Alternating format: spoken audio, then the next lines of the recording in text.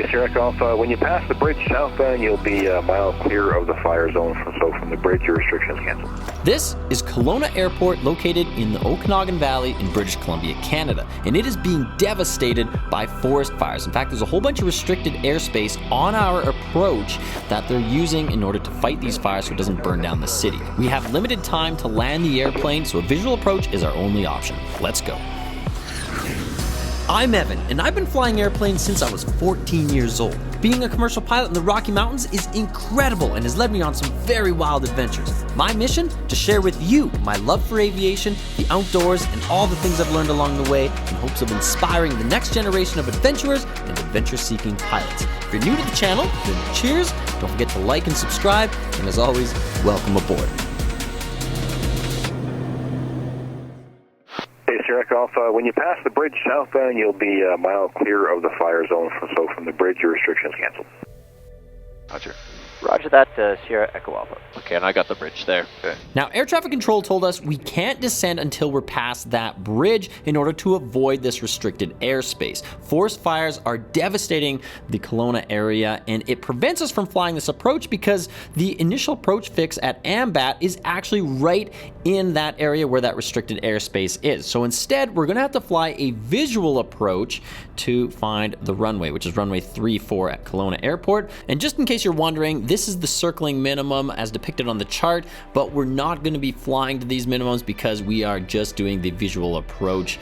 We have it tuned into the Garmin GTN 750 GPS, but we're just going to use this as a reference. And we have to be very cautious of the terrain around us because there are some hills in the local area that we have to keep an eye out for that could pose a problem if we were to get too close to them. Now I'm setting everything up on my Garmin G600 display. I'm flying Copilot today, but I get a good view of that bridge down there. Keep going a little bit further. You said once we're south of the bridge, so might as well just make sure that'll give you a little more time to set up. Sierra Echo Alpha Tower, you're clear of the restricted airspace. Continue with the left base and no altitude restrictions. Roger that, appreciate the heads up there. We'll start down now, and we'll start the base turn here in maybe 1 more mile. Check mark. All right, so we've got visual confirmation that we're allowed to start descending, and air traffic control gave us the go-ahead. So we're gonna start setting the airplane up for landing. We're gonna start a shallow descent and prepare for our turn onto the base leg of this approach. All right, flaps are set.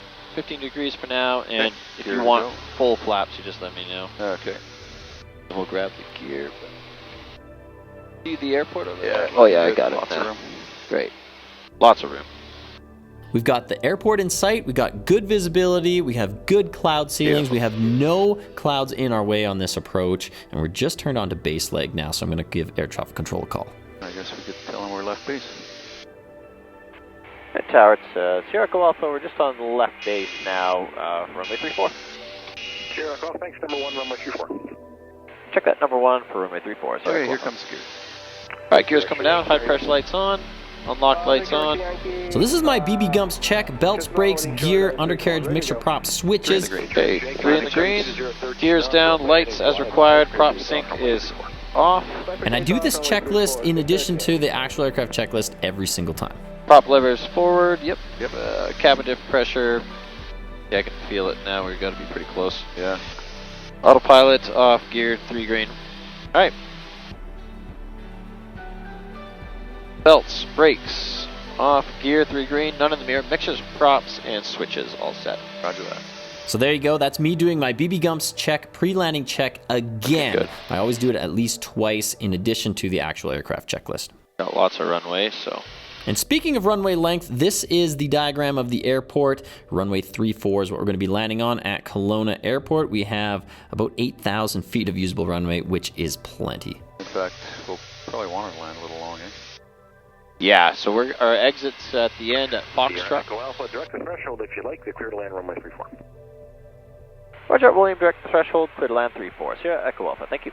All right, so air traffic control cleared us direct to the runway threshold, so we're going to save a little bit of time. Gear, props, and flaps. We're at 15 I'll take 30 and that'll be final. Thanks. Okay, speed's good. 30 degrees is set and indicating. And taxi lights, anti-collisions are on. We're all clear to land. And this is one of the benefits of flying with two pilots. You can have one pilot flying the airplane, that's their primary focus, and the other pilot can focus on doing checklists, checking the weather, looking out for other aircraft, and any other medial tasks in order to reduce the workload on the pilot flying. 120 knots. And here's a quick shout out to one of the brands that has been supportive of the channel, Sterling Pacific. Thank you so much for sending me your 35-liter carry-on luggage. This thing is immaculate, stunning build quality from the frame to the leather handles to the locking mechanisms to the wheels. It is one of a kind. I've been trying it out on some of my recent flights and am in love with it.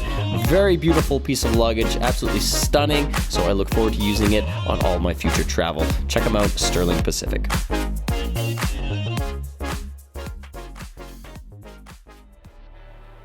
You like 130? You know what? This is good right here. Yeah, anywhere 120 to 130, and then as long as you're 110-ish, short final. And in case you're wondering, the guy flying the airplane right now, who's in the captain spot, his name's Dean. He's a very experienced airline pilot. He's flown 747s, currently flies a 777 for Air Canada, but I'm showing him how to fly this Cessna Conquest. It's been an honor getting to fly with a pilot of his caliber. All right. Runway looks clear. Roger. Jazz is holding short. Yep, see that there. And there's an Air Canada Jazz aircraft holding short, waiting for us to land. So it's important that we do not create any delays on this approach because they're sitting there waiting for us to land before they can take off. Tower number 2, traffic is a mile and a half. 500. All right, 500 feet. Roger. Number 2, traffic in sight, and we'll There's 120, good speed. And at this point, I expect the aircraft to be slowed up to about 120 knots and slowed up even further to 105 to cross the runway threshold. Got a beautiful view off the right wing there. Alright, runway looks clear. We got clear to land. Gear, props, flaps are set. Doing my last flow check before landing. And 105 over the numbers. Roger. That airplane's holding short. Runway's clear. We want to cross the threshold at 105 knots. We're going to land with some power because we got a lot of runway and we're actually parking on the other side of the airport. Good view of the synthetic vision there as we come up on the threshold. And he's going to leave a little bit of power on the engines and just fly the aircraft down. Really subtle. Make it silky smooth. Nice. Beautiful. Oh, look at that. Alright, I'll get the flaps. Thank you. Flaps are coming up. Pressurization is off. Cabin dump is open. And I'll get the time down. 18:16. Might as well exit here. Off the left on Bravo, ground 12178. Roger, left on Bravo and 1217, Sierra Golf, thanks. Alright, Bravo is there. Copy that. Clear to land. So air traffic control has cleared us to exit on Bravo taxiway. So we're going to switch over to ground frequency on 121.7 and then go find our parking spot at Shell Aero Center, Kelowna. People that work here are absolutely fantastic. Prices are a little bit high, but hey, it's the Okanagan Valley, so everything here is expensive. And obviously, the little bit of time I have here in Kelowna means I'm going to go to Vernon and spend a little bit of time at the lake before our next flight. Thanks for watching, everybody. Hope you enjoyed this video. Don't forget to like and subscribe. And as always, if you're new to the channel, welcome aboard. Little cheers to all the new viewers. And if you're curious on what it's like to become a pilot, what the process is, how to get your first aviation job, then I've got videos on my channel that you can check out to help get you started. Absolutely love and appreciate all the support, everybody. So we'll catch you on the next adventure. Happy and safe flying, everybody. Cheers.